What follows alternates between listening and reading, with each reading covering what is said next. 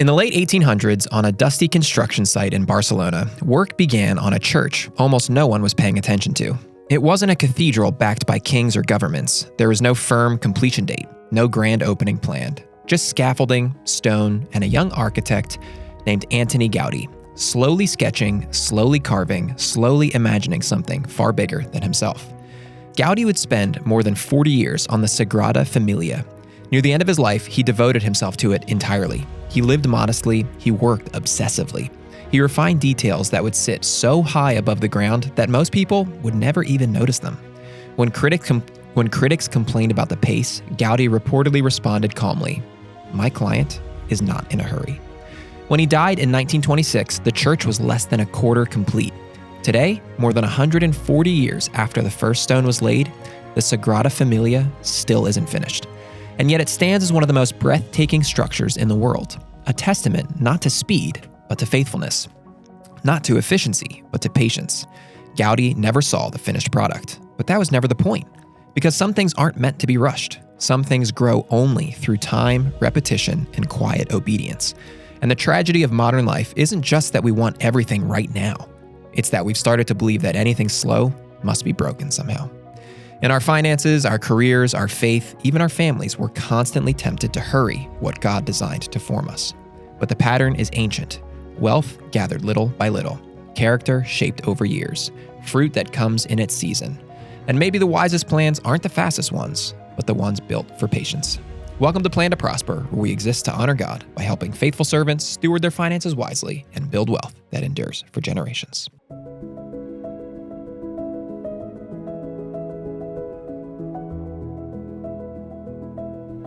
All right, well, welcome to Plan to Prosper yet again. And last week we had Jake Delora on the podcast, and he did such a good job that we decided to replace Logan with him entirely. And we have Jake on the pod yet again. Not quite. Logan is down getting some sun right now at a conference, learning a lot, soaking up some rays and some information. Yes. I'm a little jealous, but the weather's starting to get a little nicer here too. Yeah, it's starting to warm up. The snow is melting. Which is great. Yeah. Jake, welcome. Thanks for hopping on the pod again. Yeah, thanks for having me. So let's just briefly recap. What do you do at Stonecrop? Just for people that maybe didn't catch last week's episode, just catch us up to speed. Yeah, I'm a financial advisor. So I help clients just walk with them through their lives, their financial journeys. The hills, the valleys, the twists, the turns, the bumps in the road, everything between. And it's a long road. Yeah. This is not meant to be rushed, and that's what this episode's all about today. We want to talk about planning for patience because we don't want to rush anything in our lives that's worth doing. Anything that's worth doing usually takes some time, and our planning financially is no different. Gaudi certainly was not rushed. Yeah. My chair. Sorry, I was trying to raise it up and I took it down. So we're going to talk about patience today and kind of the anchor verse that we've read many, many times on this podcast. These are themes that we've discussed before, but we want to do more of a deep dive on patience today. But the anchor verse that we're going to talk about is Proverbs 13:11.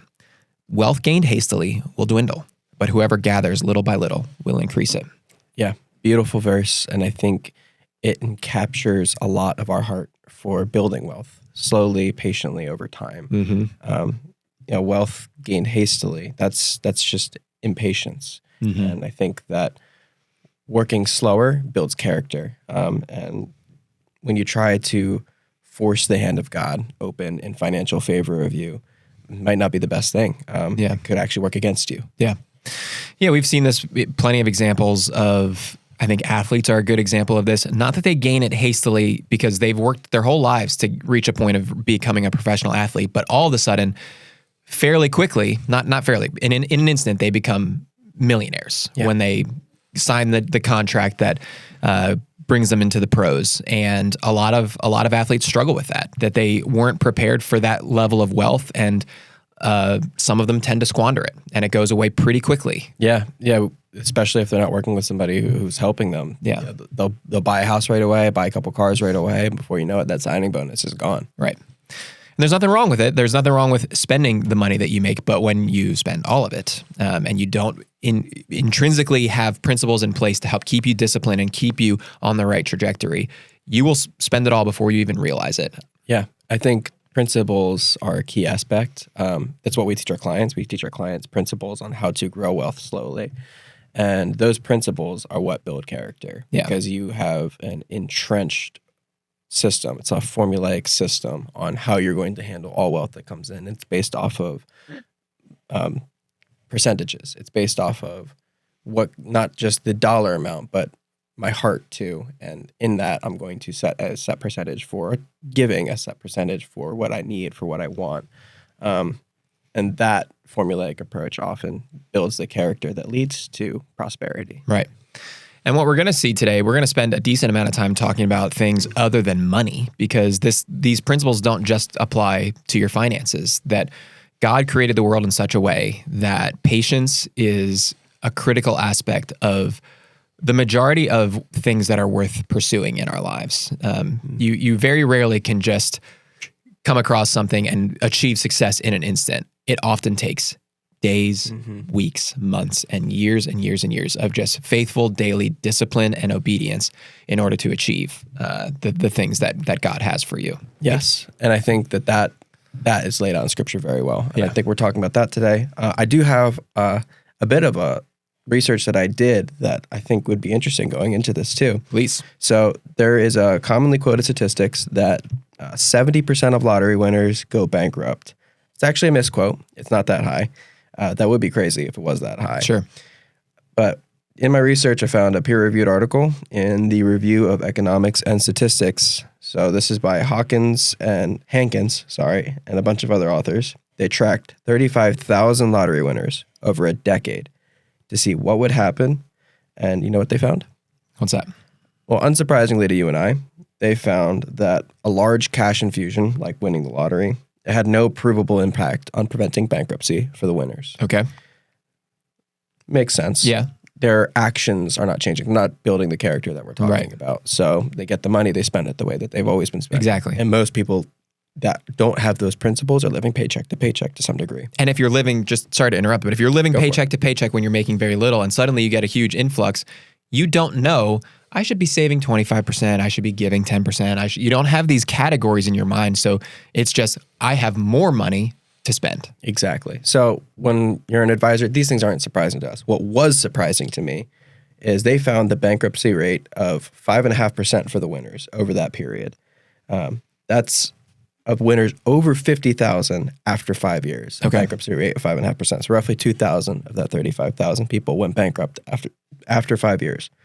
That was actually 10% higher than the bankruptcy rate for an average Joe during that period. Okay. That's according to the American Bankruptcy Institute. Yep. So what does that mean? It means getting handed a massive cash windfall does not change much for an average person. It might prevent some financial failures for a short period of time. They found that in the study. It did, 3 months, 6 months, a year. It did prevent some. But over time, the bad habits actually compounded and led to a higher bankruptcy rate. Yeah, you're saying there's a greater chance on average to go bankrupt if you've won the lottery. If you didn't have those principles in place. Yeah. Right. Yeah. For those that won over 50,000, there was a greater chance. That's crazy. Isn't that wild? Yep. I was so surprised when I read that. I could not believe that, you get this massive cash windfall and, well, you don't know what to do with it. I guess it makes sense. But still, you think of anybody getting a lot of cash. Wow. Suddenly they're set for life. That's what they think. Yeah. Yeah. And it's incredible how quickly that dwindles when you're not disciplined about it at all. That's crazy. Yeah. There's also studies about the neighbors of those who won the lottery. And those people are even also enhanced in potentially going bankrupt. You're kidding. The likelihood. Yes, because they see somebody who won the lottery and they're like, I need to spend because keep up with the Joneses thing. Exactly. Yeah. I could not believe all of this. Wow. That's what came up in my pre-show research, that it doesn't matter if you get handed a massive cash windfall. If you don't have principles in place and you don't have character on how to manage money, you're going to lose it. Yeah, I was going to say it only delays the inevitable, but I actually think it kind of accelerates it because it gives you extra liquidity that you didn't have before. So you're spending, it's not just like you've been bleeding cash and then you get a little buffer when you win the lottery. And so you just bleed cash a little bit more slowly. You actually increase your spending to keep up with, wow, I've got all this cash now that I've never had before and more money in the bank that I know what to do with. And so your lifestyle goes crazy, but you're nowhere near ready for that kind of a lifestyle change. Exactly. You're like, oh, I'm a lottery winner, so I need to change what I'm driving. I need to change what I'm wearing. I need to change where I'm living. Well, all of those changes, they might outpace pace your lottery winnings. Yeah. In fact, it seems like they do. Yeah, Oftentimes. one of those decisions maybe wouldn't kill the plan. Like you bought a new car when you like, okay, but when you just keep making these decisions, I have a little extra money. I'm going to get a new house too. I'm going to completely, whatever the lifestyle change might be. When you add all those things together, it's not surprising at all that the money deteriorates quickly. Yeah. So it isn't 70% of lottery winners that go bankrupt, everyone. But if you win the lottery, you're 10% more likely than average to go bankrupt, which is interesting. Yep.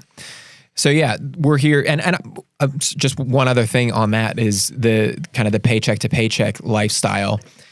We've seen this with clients where cash flow is tight, but then at the end of the year, they get a pretty big bonus, and perhaps they accumulated even some debt in those tight cash flow months, but then the bonus kind of helps cover them. And that's great that the bonus does that for them, but it never really allows them to get ahead. They're always kind of playing catch up. And we think you should be living the opposite, where you're always getting ahead a little bit because you're not in such a tight cash flow situation that you're close to spending the exact amount you're bringing in or overspending, but rather you're spending less, saving a little bit, and then when the windfall comes in of a nice bonus or something, you have all that to save and more, and you can even feel guilt-free to enjoy a little bit of that and go out to dinner and enjoy some of that bonus without being like, I have all this debt to pay off because I've been overspending these past 11 months. We think having sound principles on your daily, monthly cash flow allows you to utilize windfalls that will come inevitably. You utilize those well. Yeah. I think it's Proverbs 16:9, the heart of man plans his way, but the Lord establishes his steps. Yeah. So creating those plans, that's where we come in. That's the character building, I think, that is the reality, that pattern of reality that God is trying to establish through his scripture for how to manage wealth well, how to actually prosper over time. It's through these small steps that we actually make plans for. We don't haphazardly, we don't fly by the seat of our pants with our money. When money comes in, every dollar's already been allocated. We know where it's going to go. And if it's going to go to fund, that's great. Actually, it should often. It should. Yeah. Because we have lives to live. We have families that we want to enjoy our time with. Yep. But those patterns, those principles, that's, I think, the real key to prospering over time. Yeah. We're certainly not in the mindset of like, you have to live such a impoverished life so that you can save as much money as humanly possible. That's not what we believe. We think that there is a time and a space for enjoying the resources that God's blessed you with. But if you've gotten really good at that and you're just doing that and you're not saving, you're not giving, you're not employing other sound financial principles, well, you might need like the kick in the pants, hard reset, like 6 months of living really, really strictly so that you can get on a healthier trajectory. Yeah. There just might be a season for that where you almost can't be trusted with the ability to enjoy your money a little bit because you tend to just overdo it and you don't end up saving or giving or anything like that.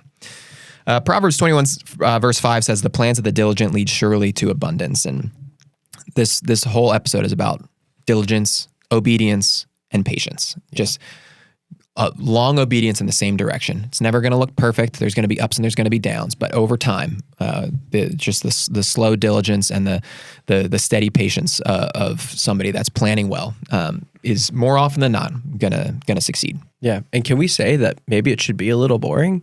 Yeah, maybe it should be. Maybe a little boring is pretty good. Yep. I think so. One of my axioms for 2026: planning for peace. That's what I'm doing in every aspect of my life. Nice. Because the last few years just wasn't as much of a priority financially in my own personal finances.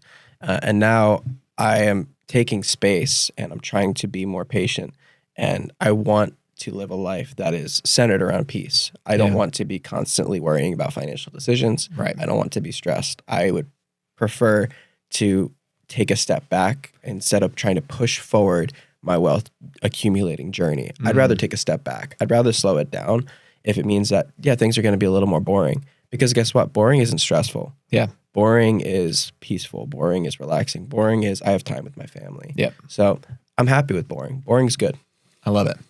We're going to touch more on, I have some more thoughts on boring as it relates to other areas of our life, but we'll get to that later. So let's first talk about the folly of speed and why taking shortcuts fail. And I think the classic example are get-rich-quick schemes that we've talked about on this podcast before. I know you haven't been on those episodes necessarily, but people often get trapped by these things that are really tempting. When you hear the idea of getting rich quick, that sounds good. That sounds great. Like, oh man, it would be so nice to suddenly be extraordinarily wealthy out of nowhere.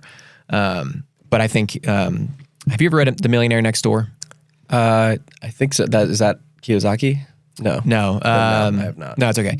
We talked about it on one of the episodes that they did this like lengthy research study about millionaires in America and found that they weren't what you would have expected. A lot of them are just living normal lives that just have really healthy savings patterns. But one of the other things that they discovered was that people that inherited wealth, like children of really wealthy people, that if they weren't taught these principles, that money was gone quickly. I mean, it doesn't surprise me. Exactly. Just look at the other studies. The same thing. So we just think when you work hard for years and decades, you're just so much more likely to be a good steward of that than if you've just been handed out a lot of money. And I'm not saying that we're not against inheritances. We think you should be leaving an inheritance to your children, but you should be teaching them about that well ahead of time so that they don't do that when you eventually hand over that money to them. Yeah, it should be part of the parenting process of how do we teach kids how to steward well? How do we build giving into their learning structure? How do we build these principles of saving and investing into that learning structure as well? It makes sense for if you want to build a strong legacy and keep wealth for generations upon generations. Yeah, I mean, it makes sense that we would have to do the same principles. Otherwise, like, let's just assume that it will go the way of the world. It will go towards wherever fun is at that point in time. That's where money will probably find itself. Yep.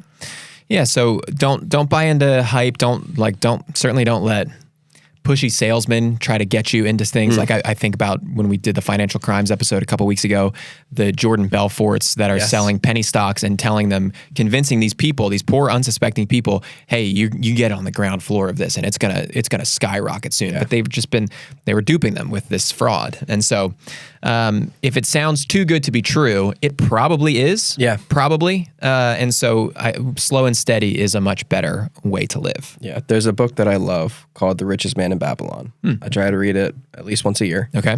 Really short book, but lots of great principles. And one of the principles in this book is the 5 rules of gold, which is money in the book.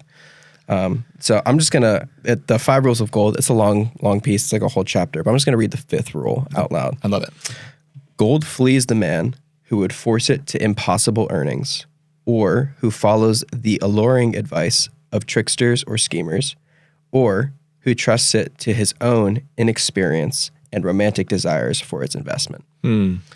So I love this because it teaches so many principles in one little statement.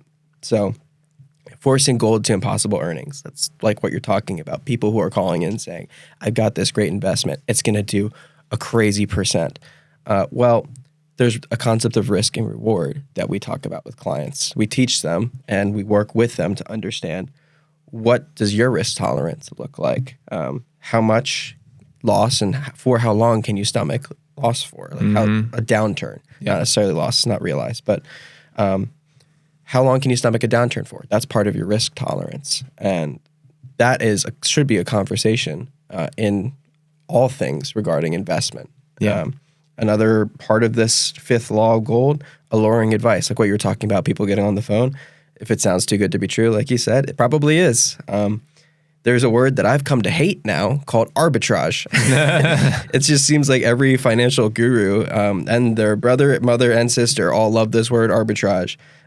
In finance, it's used to identify and define the buying and selling of a security, currency, or a commodity, and take advantage of any pricing differences that there might be. Right. Often called a risk-free play because you're buying and selling it at the same time. It's not actually risk-free, though, because there's always risks involved. Yep. So online gurus, though, they love to take this word and they use it for anything that makes money at insane risk. Sure. And it's just misunderstood. Yeah. And I think that it's sold to people in every frame that you can. It's in real estate, it's in stock, it's in bond. Like everybody's talking about how to arbitrage this thing into another thing. I hate the word arbitrage now.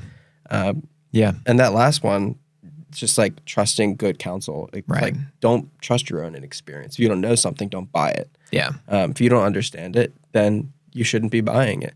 We don't we don't actually go with our clients into investments until we feel until we're feeling confident that they understood what they're investing in. Right.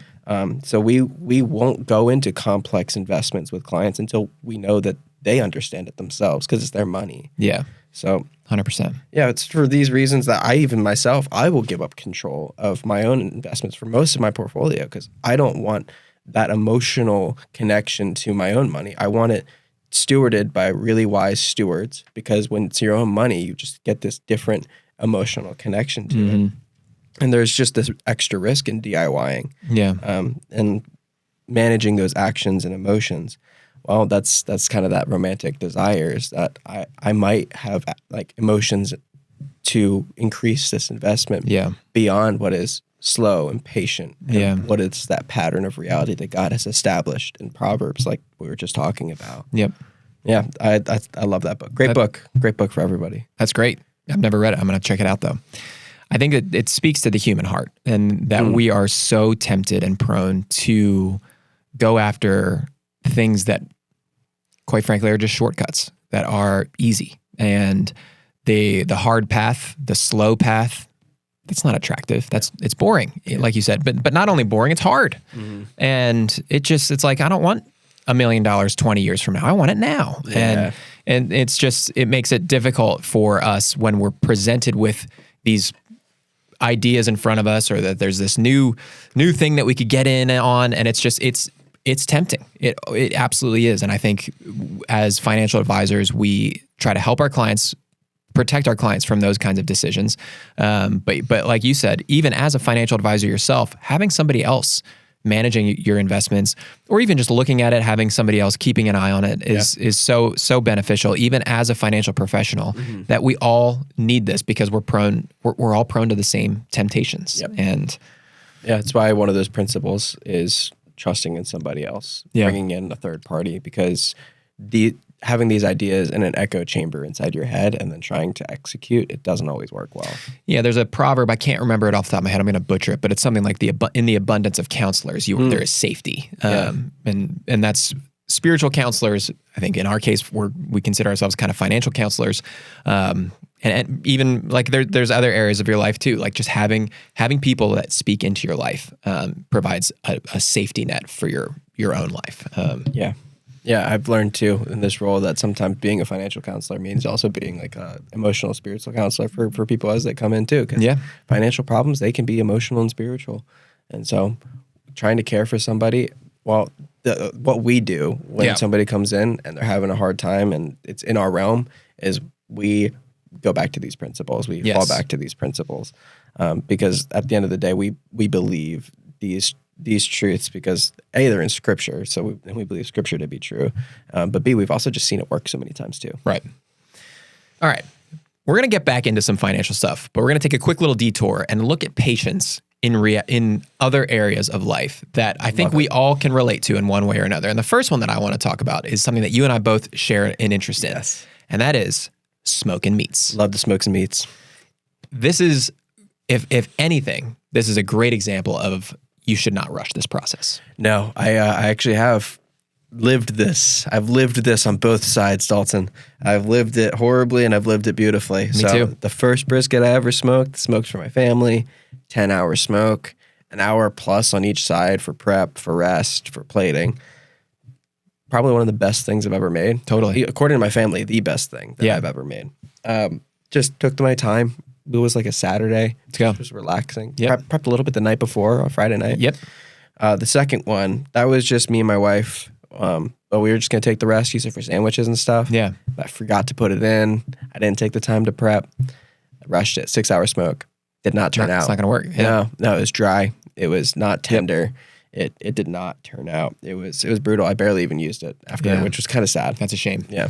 Yeah. One of the things that I learned early on is maybe don't throw a party and smoke that day and try to finish it by a certain time, because not every smoke goes the same way. And I've learned this the hard way. I smoked my first pork butt and I thought, okay, it took, I forget, it was maybe a 10-hour smoke at that time. And I thought, all right, if I just get up early enough, I can get it done by the evening time when our friends are coming over to enjoy the pork with us.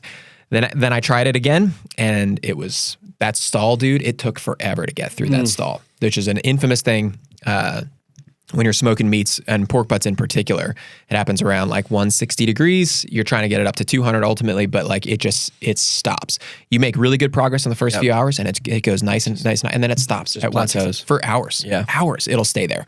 It's brutal. And I was just kept looking at my watch, and I was like, my friends are going to be here in an hour, and this thing is not ready yet. Yeah, you just turn up the heat. Yeah, I had to figure it out. That's what you got to do. So you don't want to do that. So I've learned if I'm going to smoke something, I'm going to do it the day before. Yeah. Have friends over the next day. It reheats really, really well. It does. You know? Yeah, and you can keep the juices too. Exactly. If you do it like in the tin containers, you can keep the juices. It stays delicious. Yep. Yeah, that's a good tip. I haven't done that. I have not like done it the day before and then reheated. That's a really good call. I think my Traeger even has a reheat setting. Oh yeah? Sure. Yeah.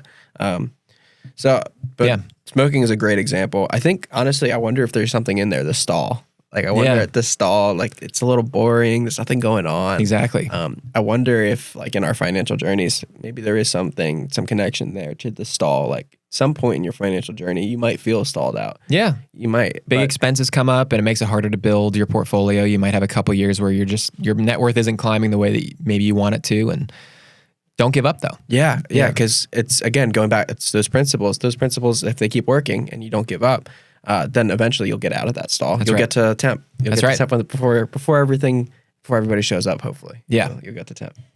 One of the worst inventions in the culinary world is a microwave. Agreed. Because nothing good comes out of a microwave. Yeah. It's a really helpful, we use one. We're not like, but there was a season where we didn't even have one in our house. But, you know, it's helpful for just like little quick reheats. But if you're trying to cook with that, good luck. No. It's not going to turn out It's going to be rubbery. Yeah, that's not the way to a good meal. So take your time. Yeah. Enjoy it. Love smoking meats. This cold weather's made it hard. I haven't smoked in a while. So everything is covered in snow. Yeah. It's starting to melt though. I might be able to get out there again. I know, getting that itch.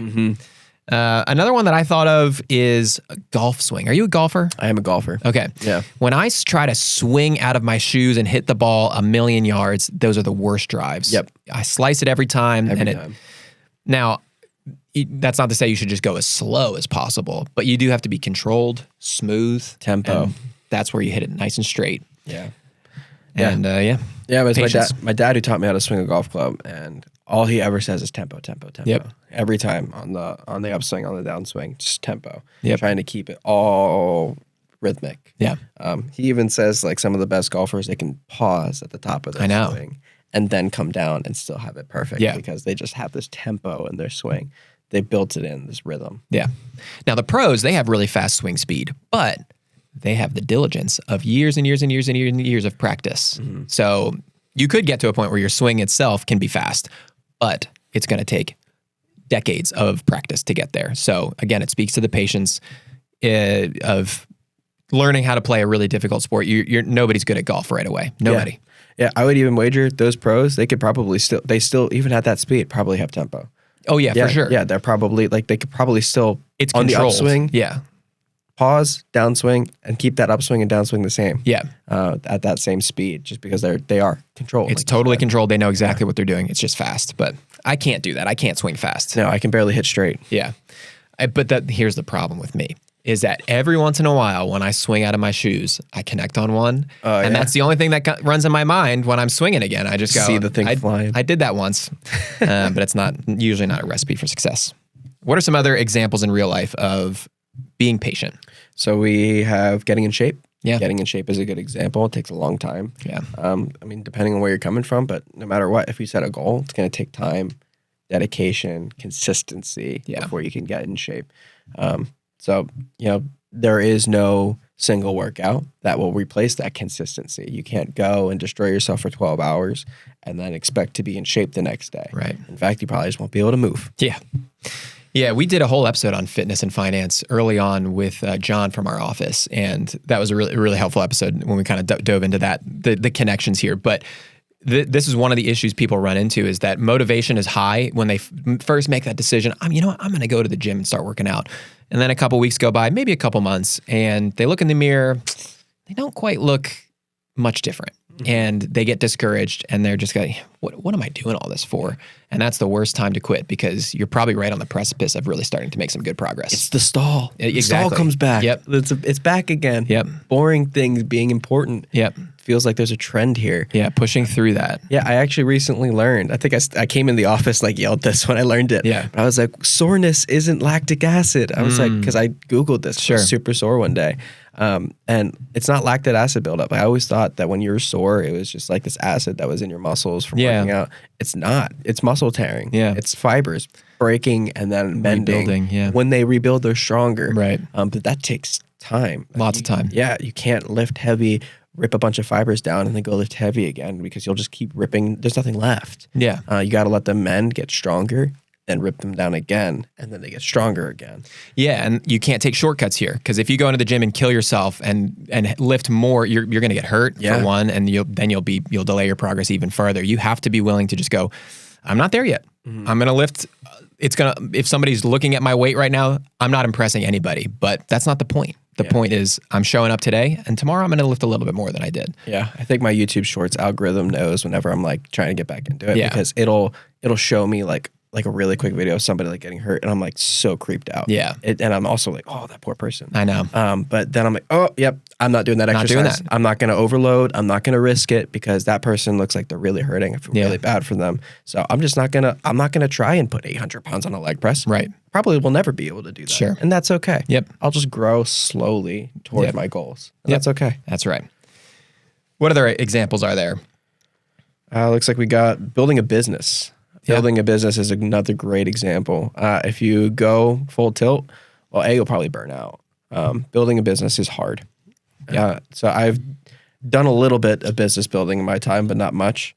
And I know that a lot of it comes from who you know, building those relationships and building a network of people who are willing to, give and get value with you.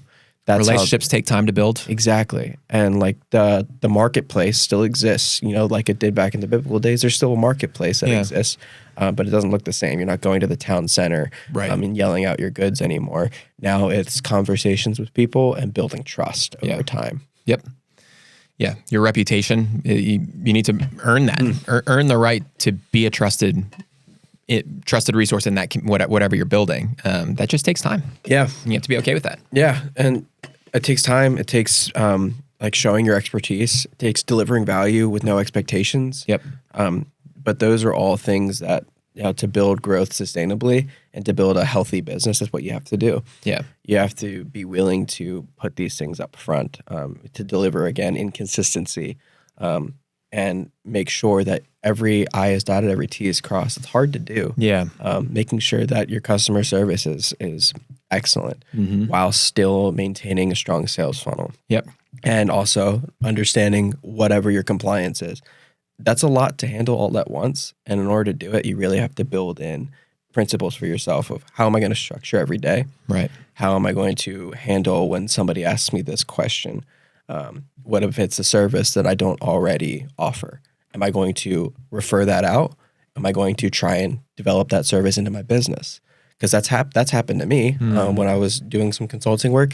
That's happened to me. Somebody has asked me, do you do this? Well, in order for me to do that, I have to go get a license to do it. And that takes studying time and money. Yep.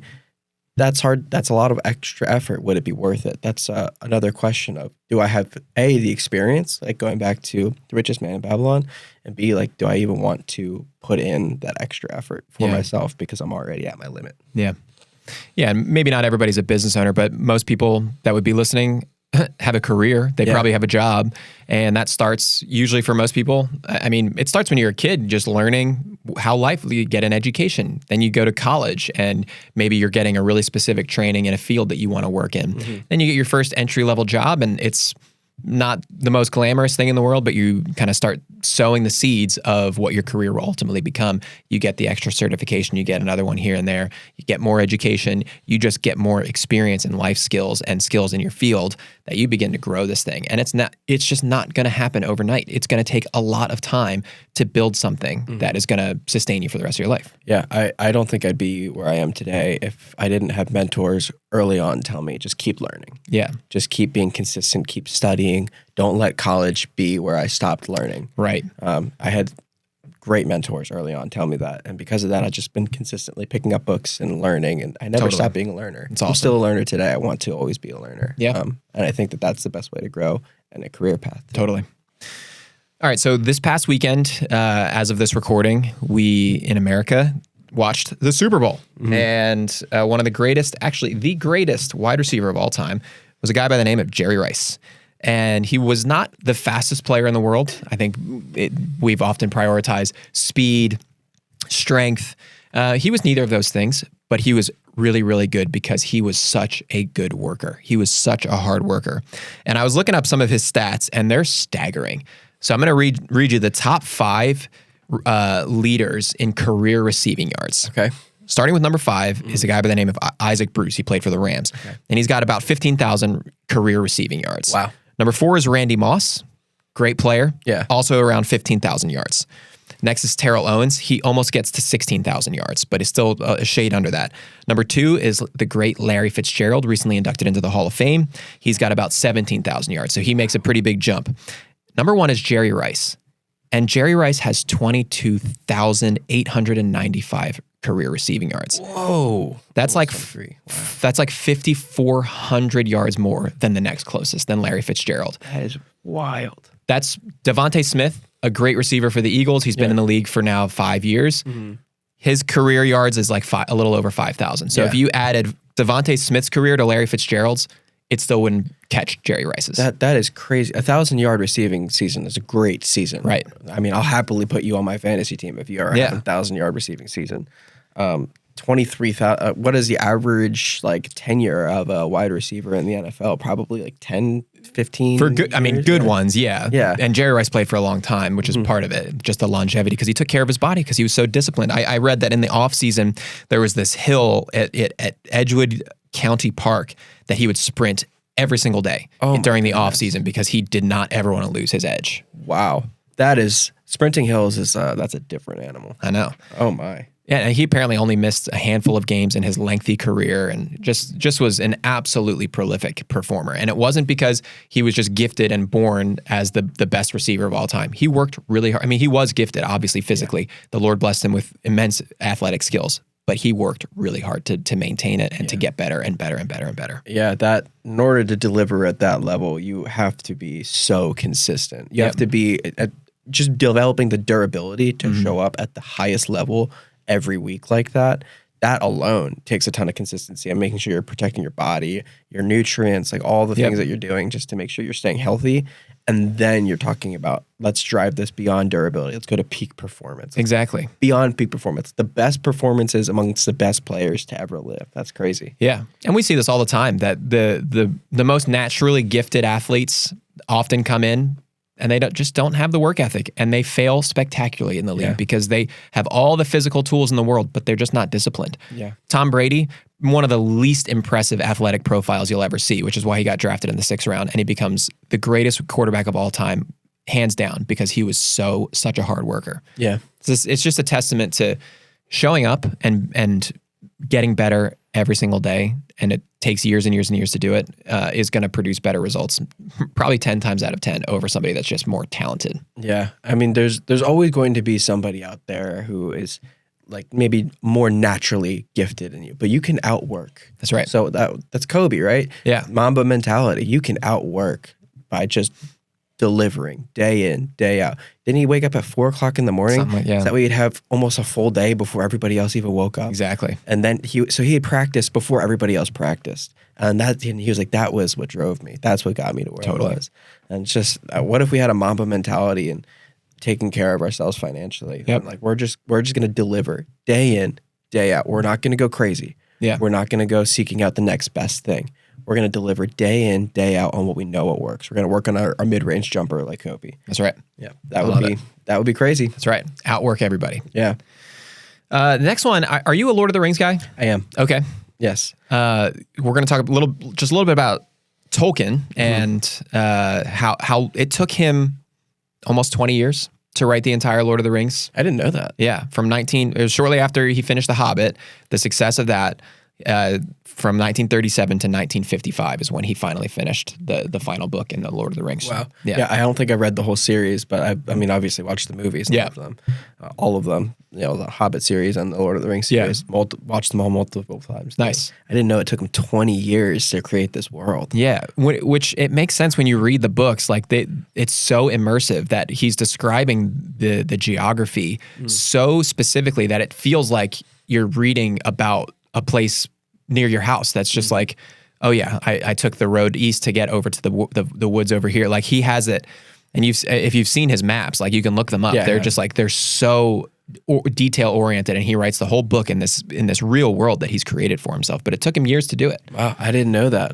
Wow, what a way to create a world. Yeah. Just sounds like fun actually to sit there and just like daydream about it and then go in and actually like start to create it and write it down on paper. That sounds fun. But it took a lot of like starts and stops, because I think he wrote The Hobbit as its own thing. Yeah. And it was hugely successful. And so the work started on a sequel, but he didn't really have any plans. Like he never intended there to be more after The Hobbit. So I think it took him a while to even come up with the idea of like the ring being the central thing in it. Like that was not, the ring is in The Hobbit, but it took him a while to figure out where am I going to take this next? I think his initial thought was going to have Bilbo have years later having squandered his wealth or just spent most of it and deciding he needs to go on another adventure because that's how he got his money the first time. But he scrapped that and came up with the new concept in what it is now. But wow, and now it's one of like the greatest stories that have been told. Like it changed fantasy writing fiction forever. Wow.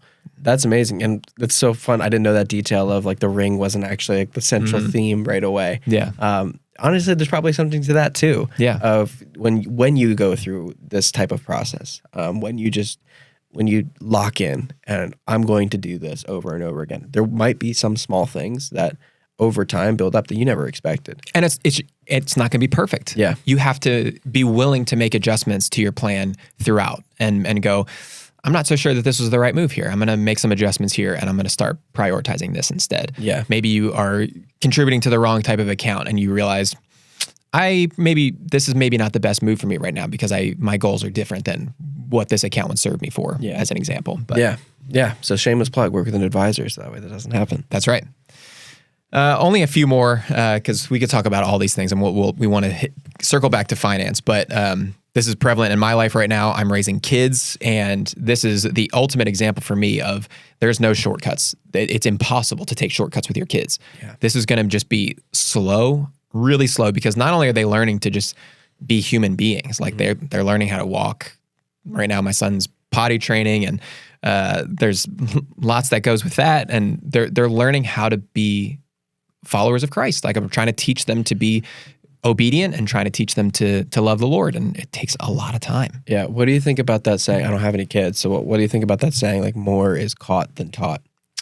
Yeah, I definitely think it's both. I don't want to just act spiritual around them all the time and never actually teach them what that means practically. But 100%, if I'm telling them, you have to pray and read your Bible every single day, and they see me doing none of that, well, that's a problem. Yeah. So it's definitely a both and thing. But I think like in the church for a long time, I feel like we've seen a heavy emphasis when we think about people sharing their testimonies. We love hearing the dramatic testimonies of the guys that were into drugs or whatever it might be, and then just got radically saved. And that's hugely encouraging because, Christ can save the most wicked sinners, and he does.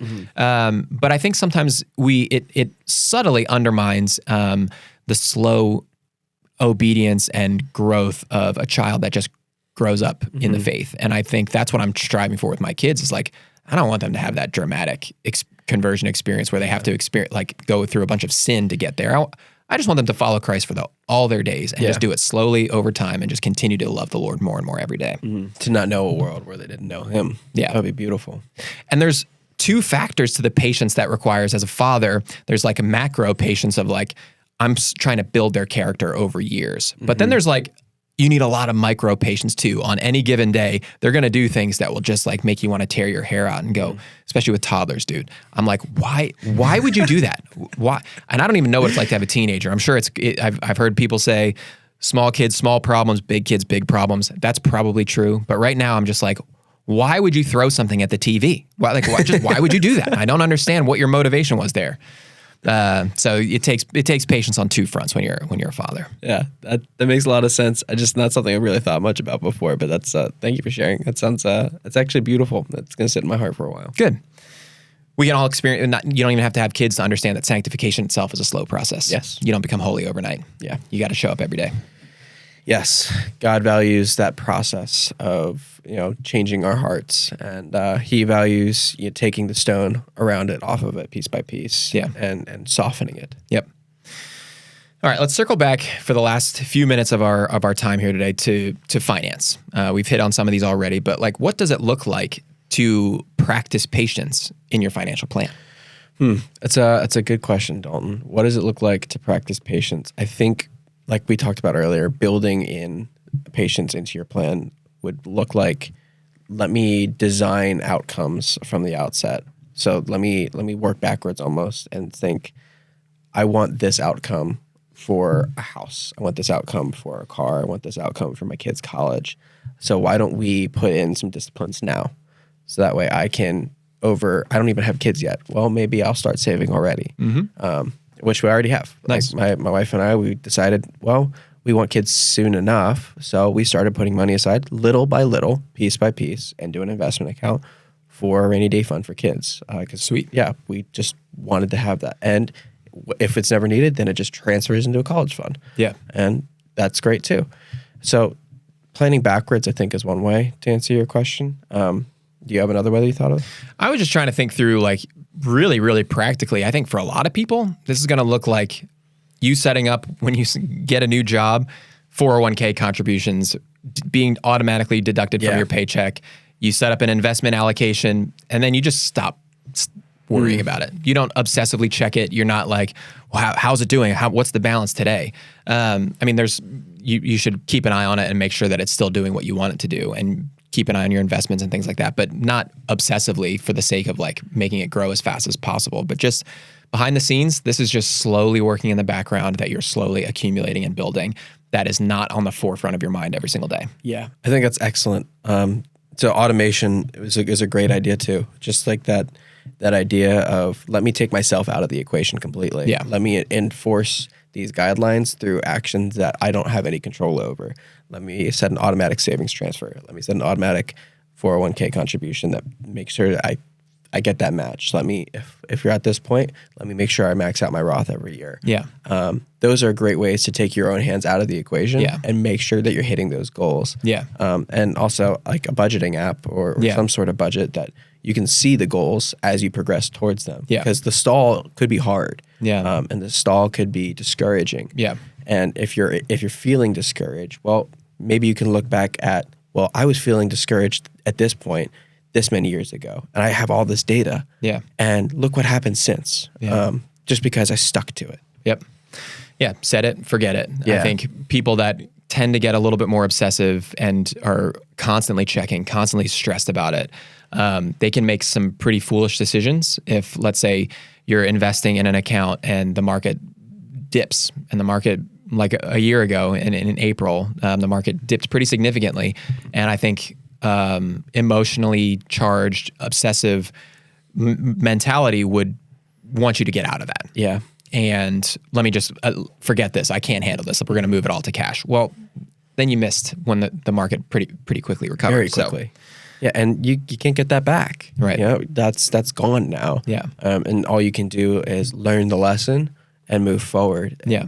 Oh, I broke the principle. Yeah. Well, I've learned my lesson, and now I'm going to call that just like a little tax for learning a lesson. And I'm going to move forward and trust myself. And next time something happens that makes me want to make an emotional decision, I can look back at that and realize, well, the principles worked. Yeah.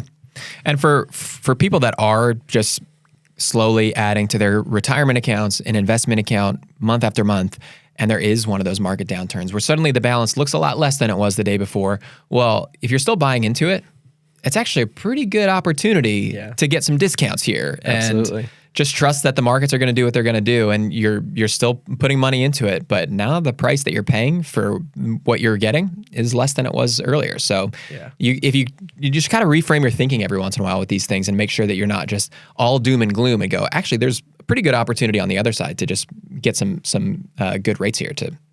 Yeah, Warren Buffett has a quote. It's something, I'm going to butcher it, but it's something like the stock market's the only place in the world where when there's a sale, people go running out the door. Yeah, that's a good point. Yep. And so people get all nervous and they see red, they make emotional decisions. Yeah. But again, if we're trusting the process, if we're going to keep working it through, we'll know what the outcome will be. Yeah. You mentioned earlier that this year you're planning for peace. I think when you are budgeting, having some margin in your budget is a really great way to, you're not creating margin for the sake of, if there's some left over, then I'm going to save that. No, you still save first, make that a priority, and give. We certainly think that generosity should be a part of your plan. But within then the rest that you have to spend, you should have some additional margin, I think. And this might be a hot take, so feel free to push back if you disagree. All right. But I think you can actually over budget, and there's even an app. I don't want to. The idea of assigning every single dollar a job is a popular thing in budgeting, and I kind of disagree. I think that there should be some flexibility and just some margin where something else might come up this month that I just want to have some extra. I don't know what it's going to be used for, and maybe I will end up ultimately saving this if I'm already saving first, but I might have some extra left over that I could save as well. And I think that that's okay. Where you build in a little bit of extra margin where not every single dollar is assigned to a specific expense. I think you should have a tight budget that's largely allocated towards certain things, but I think you should have some extra left over personally. I agree with that. I will just say that in my budget, 5% of my take-home pay is set aside for not for rainy day. That's a separate part, right? Putting money aside for that, but 5% is just margin. Like, this could be a weird month. My dog, I think I talked about this last week. My dog could eat gum. And I got 5% of my take-home pay just there. And if it's not used, then it goes somewhere else. It goes to the rest of the savings plans. Nice. But otherwise, it stays there, and it gives me so much peace. It also makes me more of a giving person too, because you set the tithe, you set the giving, and you're like, oh, this is like my plan. Yeah. But when you have margin, it just gives you this freedom to move and this flexibility that I think is so inherent in trying to live a good godly life, because it's peace that we keep talking about, and that peace, that flexibility, it lets you be more of a giving person. It lets you go love well. Yeah. You just given me something to think about. I'm gonna look at my budget and see how much margin I have in mind, because I like that. I don't know if 5% might be too much. I mean, it worked with the dog. Yeah, for sure. But I just think everybody should evaluate like planning every dollar. Adding margin, if you're still like the idea of planning every dollar, well, margin could be part of the plan. I don't really know, but I think that the idea is making sure you set aside some money every month for, I don't know what the future holds, right? Because that month could be a weird month, and you don't want that month to take you off track from all the other things that you're trying to do, right? Yeah, and we obviously think you should have an emergency fund for those one-off things that happen, but if you can not dip into that and save yourself now I have to rebuild my emergency fund, and you have an extra margin in your budget, well, that helps a lot. Yeah, that's why I did it. I was getting annoyed of having to like dip into the emergency fund for, a car thing or a dog vet visit. So I didn't want to do that anymore. I just wanted to set money aside every month that I was like, I don't put this into my savings plans or goals. This is just, I love it. If things don't go my way. If things go my way, then we go out to dinner again. There you go. Yeah. That sounds like a win to me. Just a couple more things. We're kind of running out of time here. I want to read Luke 16:10 that says, "One who is faithful in very little is also faithful in very much." Kind of back to the kids thing. This is a constant thing that I'm trying to tell my son right now. He's 3.5, and I tell him probably every day, son, obedience in the little things is just as important as obedience in the big things. Because there's a temptation. This doesn't seem like a big deal. Like, what's a little extra money spent here on this thing that I really want, that I don't really need? Like, what's the big deal? But if you do that every time, like you're never disciplined with that decision, and you're never like, no, you know what? I don't need to do that. Well, you're gonna struggle then when the lottery comes in, when the bonus comes in, like we talked about earlier. If you're not faithful in the little, when you have a little, and then a lot comes in, you're probably not going to be faithful in a lot. Yeah. Character development, man. I wish somebody told me at a younger age how important developing my own personal character would be to every other facet of my life, not just finance. Like we talked about so many other facets of life. Yeah. Developing character through that obedience, that daily obedience of I'm going to do this because I want to grow as a person. Yeah. 100%. 100%. As a follower of the Lord. Yeah. That's great. One other one is Psalm 37:7 that says, "Be still before the Lord and wait patiently for him." This is what I teased earlier that I wanted to quickly touch on for the rest of our time, is that I think we have a big problem, I know we do, with dopamine addiction, because we all have these phones with these really addicting apps. Yeah. People like doom scrolling is the thing that they call it, when you're just like on Instagram or whatever, and you're just scrolling reels over and over and over. And before you know it, an hour has gone by. And do you remember anything that you watched? No, it's gone. You blinked and it's all gone. Sometimes it's even helpful, motivating content. Sometimes it's fitness stuff. But like, do you really remember what you did? Because you just watched 300 videos, 330-second videos. Like, this is a problem where we fill every single empty space. You wait in line at the store and you pull out your phone. You start looking at it. Just look around. Everybody's got their phones down and like their heads down looking at their phones. I deleted social media a couple weeks ago because my wife and I were having these conversations where like I do the same thing. I'm with my kids and I'm just like on my phone. And I'm like, what am I doing here? Like I'm supposed to be pouring into these kids and I'm just like stuck looking at like nothing. Like it doesn't even matter what it is. It's just... So I think trying to create margin, create some margin in your day. Oh, I love that. Just some space to just, be bored. Yeah. Embrace, like just to sit and think. I think AI is hurting our ability to think too. Yeah. We just have AI writing our emails for us. AI is writing our text message. I read this story about this like young high school couple that were texting and like starting to develop like a romantic relationship, but each of them were filtering every single response through ChatGPT. Oh my goodness. And so it was basically just two bots talking to each other. Wow. It wasn't Bots even dating each other. Exactly. My goodness. So have an original thought. Yeah. And I think that, again, I'm speaking to the choir. Like this is stuff that I need to remind myself of all the time, that just create space, wait for the Lord, sit time in prayer. You don't need to fill every single waking second of your life with consuming content or doing something. You can create a little bit of margin in your life too. Yeah, I love that. I have a third-party app on my phone that like forcibly limits the amount of time I can go on social media. Yeah.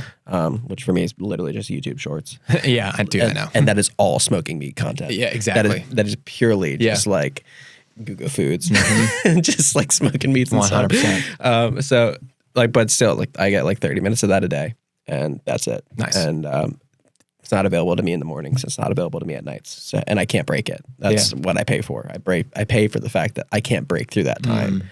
So sometimes it gets annoying and I get frustrated with myself. Yeah. But most of the time, well, I just started reading more. Yeah. I found books that I like to read. And I was like, oh, go figure. I forgot I like to read. Yeah.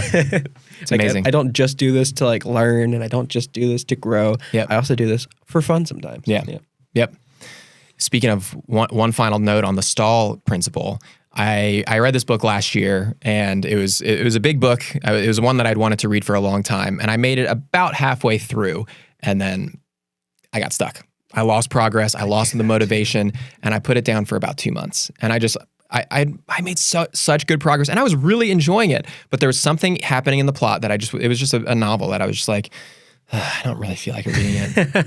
And then one day I was like, no, I'm going to finish this book. And I picked it back up and I just flew through it the rest because it was so good and it was so worth it. But I had to push through that stall in this great, and I'm so glad I did it because it's now one of my favorite books. And yeah, that's good. Yeah. Can I ask the book? Lonesome Dove. Okay. Yeah, I've talked about it before because I've been a little obsessed with it, but yeah. Cool. Yeah, I've also experienced the stall in books, so I'm glad to hear I'm not alone. I thought I was just like, I can't finish a book. I stink sometimes. Yeah. Eventually I do pick it back up, but it takes forever. Yeah. The stall in books. I love the stall concept that comes out while we're talking. Like we didn't plan. That was that was a great call. Cool. Any other thoughts before we wrap up? Just plan for patience, everybody. Plan for patience, plan for peace. You can live your life according to the things that matter. I think that's a key principle of today. Yeah. I love it. Thanks for listening. Thanks for tuning in. Tune in again next week, and God bless. Thanks, everybody. Investment advisory services offered through Stonecrop Wealth Advisors, LLC, a registered investment advisor with the U.S. Securities and Exchange Commission. This material is intended for informational purposes only.